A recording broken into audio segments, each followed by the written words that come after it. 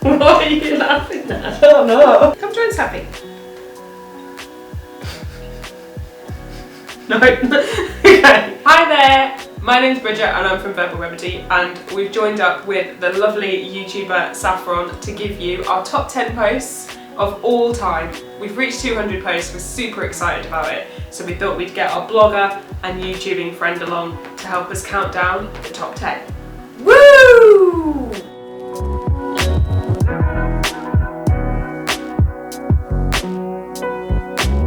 Now, you might think that this post is in fact about chairs, but it is not.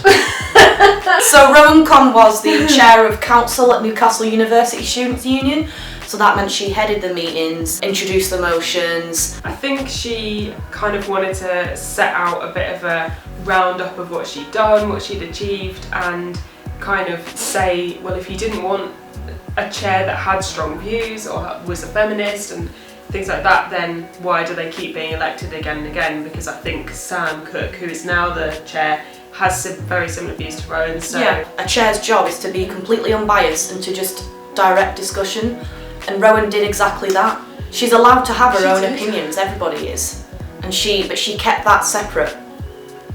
She was professional, basically. Yeah, clearly it was a controversial year for her, and this was a post summing it up, and it's come in at number 10 on our top posts of all time, so congratulations to her. Congrats, Rowan. We'll raise our tea.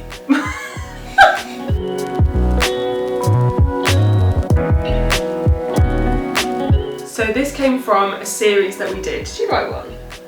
I was gonna write one, but I never did.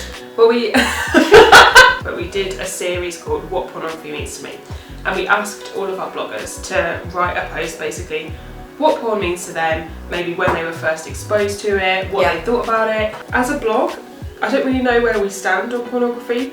We're definitely not anti, but we obviously understand that the majority of porn can be really quite misogynistic, borderline abusive, and it perpetuates things like rape, sexual assault, and kind of girls being quite coy and not wanting it, which in real life are really not okay, and it kind of perpetuates that stereotype. It romanticises rape. Jay's was really good because Jay had a kind of very positive view on porn, because there was a part of his sexuality that he couldn't express without it. For him, porn was interesting, and I think it's got a great respect and like a good reception from that community as well. So if you're wondering what Jay's fetish is, head over to the post and see what came up at number 9.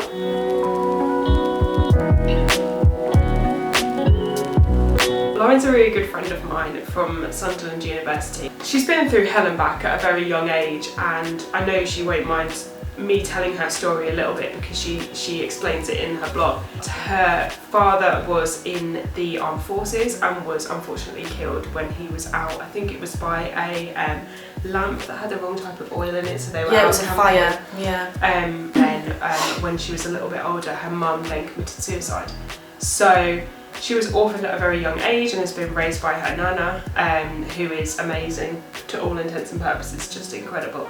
But very, very understandably, she has this background of anxiety and not knowing what might happen and kind of low mood and things like that. I'm really glad that Lauren's post has got the reception it kind of deserves, and that is why she is at number 8.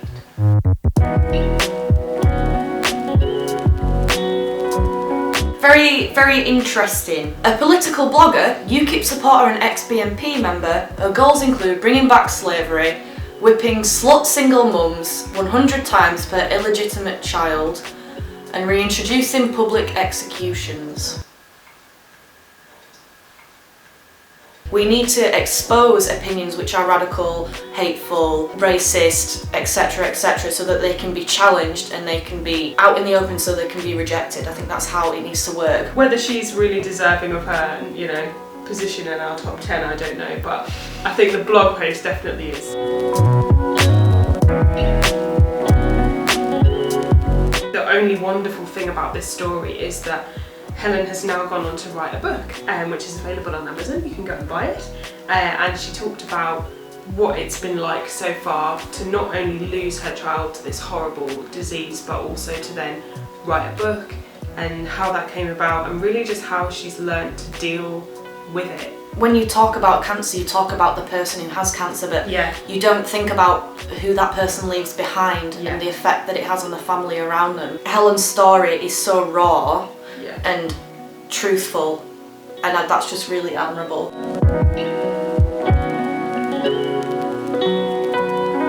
This was an interesting post because I actually approached Samantha and asked her if she'd like to write this.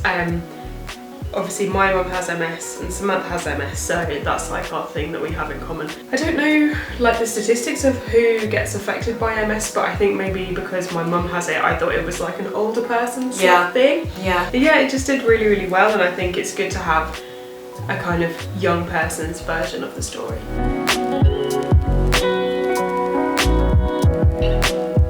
Lucy's a brilliant blogger for us, like she writes all the time, always like really cutthroat, like to the core of like feminism, sexism, like women's equality and stuff like that. The good thing about this one as well is because it was a different opinion to Jay's blog post on pornography. This was very, very critical of the porn industry, how inherently misogynistic it is. The opening line is, "Why do you want to come on my face?"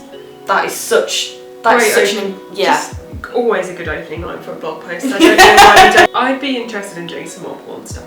Yeah? As in like blog posts, not like actual porn work.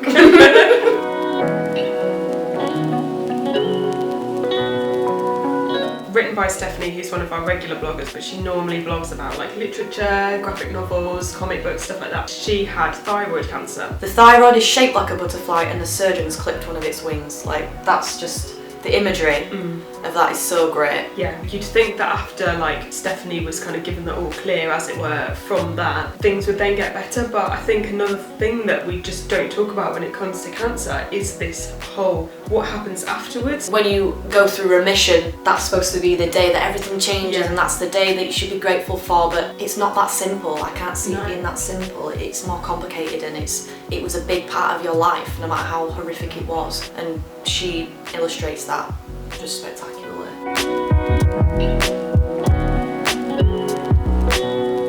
Now number 2 is a weird one, because it's yours! I'm chuffed to bits actually. My post is about how I don't really ascribe to the gender I was assigned. I have a biologically female body, and yet it doesn't feel right to me sometimes, and so I wear a binder, I wear boxer shorts. Basically, my post is about you being whatever you want to be. And not being judged for it. There's a multiplicity of identities out there that just aren't talked about or spotlighted, so I was really pleased that it did so well. Really happy for you. Thank you. Well done, man. Woo! Number 2! I'm a big number 2.